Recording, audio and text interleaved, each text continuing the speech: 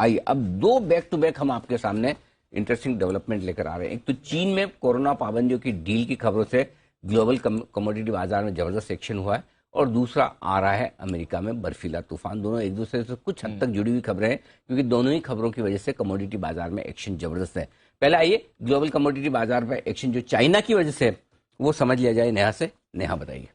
Sir, जबरदस्त comeback हमने commodity space में देखा है, फिर चाहे वो एनर्जी हो, नेचुरल गैस हो, खाने के तेल हो, तिलहन हो। वैसे तो अभी अमेरिकी ग्रेन मार्केट्स खुलेंगे शाम को, लेकिन ये एंटिसिपेट करके एक्सपर्ट्स चल रहे हैं, मैंने जितने लोगों से बात की, कि एक बाउंस बैक रिएक्शन तो दिखेगा, क्योंकि कच्चा तेल के ये सारे बायोडीजल ऑल्टरनेटिव्स हो जाते हैं। अभी जो चाइनीज मार्केट्स खुले हैं उसमें ऑलरेडी ये रिएक्शन देखने को मिल रहा है। पहले चाइना की कहानी बता देते हैं। दरअसल जो कोविड पाबंदियां हैं धीरे धीरे करके वो ट्रिम डाउन कर रहे हैं, भले ही वहां के केसेस बढ़ रहे हो। इसका एक बहुत बड़ा स्ट्रॉन्ग इंडिकेशन बाजार को जा रहा है कि अब यहां से डिमांड निकलती हुई दिखेगी। यही कारण है कि कच्चा तेल हमने जैसे ही आज वायदा खुलते हुए देखा, ब्रेंट $85 के पार निकल गया।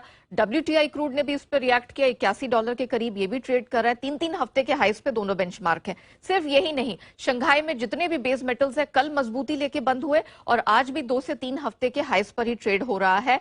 आयरन ओर, स्टील रिबार सब यहां पर मल्टी वीक हाइस पर ही ट्रेड करते हुए नजर आ रहे हैं। और सिर्फ यही नहीं, जितने खाने के तेल हैं, फिर चाहे वो मलेशियन पाम तेल हो, उसने एक दिन में 3 महीने बाद एक दिन में 7% की छलांग दिखाई है। ये भी चाइना फैक्टर ही है, क्योंकि डिमांड जबरदस्त निकल कर आती है। खाने के तेलों में भी ये बहुत बड़ा फैक्टर है, और खुद चाइना में ही डालियन में सोया तेल और RBD पाम है, वो इस समय मल्टी वीक हाइस पर ट्रेड कर रहे हैं। दरअसल हुआ क्या है, चाइना में जो कोरोना संबंधित पाबंदियां हैं वो हटाने की अब खबरें निकल कर आ रही हैं। इनबाउंड ट्रैवलर्स के लिए जो क्वारंटीन को लेकर जिस प्रकार के नियम थे वो 8 जनवरी से हल्के होते हुए हटते हुए दिखाई देंगे। और एक और महत्वपूर्ण बात है कि उनकी अर्थव्यवस्था को संभालने के लिए, उनके प्रॉपर्टी सेक्टर को संभालने के लिए जो पीपल्स बैंक ऑफ चाइना है, जो कि उनका सेंट्रल बैंक है, लगातार 7 दिनों से लिक्विडिटी इंजेक्शन कर रहा है, और आज ही 200 बिलियन युआन से अधिक का लिक्विडिटी इंजेक्शन किया है। पिछले हफ्ते की जो वीकली इंजेक्शन थी वो 700 बिलियन युआन से अधिक की है। सो ये लगातार उनकी तरफ से कोशिश है कि किस तरह से उनकी अर्थव्यवस्था को संभाला जाए, जो लगातार 3 सालों से कोविड पाबंदियों की वजह से मार खाती हुई नजर आई है। इसके अलावा S&P ग्लोबल की मैं एक रिपोर्ट पढ़ रही थी, उन्होंने माना है कि चीन से अगर कोविड प्रतिबंध पूरी तरह से हट जाते हैं तो 2023 में इस साल के मुकाबले जो डिमांड है तेल की वो डबल होती हुई दिखेगी। डबल? एग्जैक्टली 7 लाख बैरल प्रतिदिन से बढ़ जाएगी अगर पूरी तरह से प्रतिबंध हट जाते हैं तो।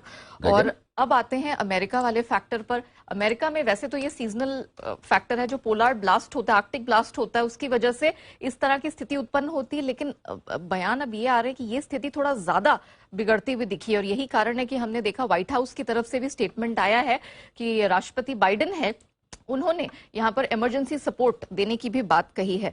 ये इस कारण से हीटिंग डिमांड आ रही है, और पूरा जो गल्फ कोस्ट है वहां 15 लाख बैरल प्रतिदिन की रिफाइनिंग कैपेसिटी जो है ना सर, वो यहां पर ठप पड़ गई है। तो ये कुछ फैक्टर्स हैं जिनकी वजह से हम देख रहे हैं एनर्जी हो, मेटल हो, ग्रेन्स हो, खाने के तेल हो, सब में यहां पर स्ट्रेंथ बनती हुई दिख रही है। लेकिन मैंने कुछ शॉर्ट टर्म आउटलुक भी जानने चाहे तो कुछ एक्सपर्ट से बात की, उन्होंने माना है $88 से $90 छोटी अवधि में 2 हफ्ते के लिहाज से दिखेगा, लेकिन सब मान के चल रहे हैं कि ये एक शॉर्ट टर्म फैक्टर है।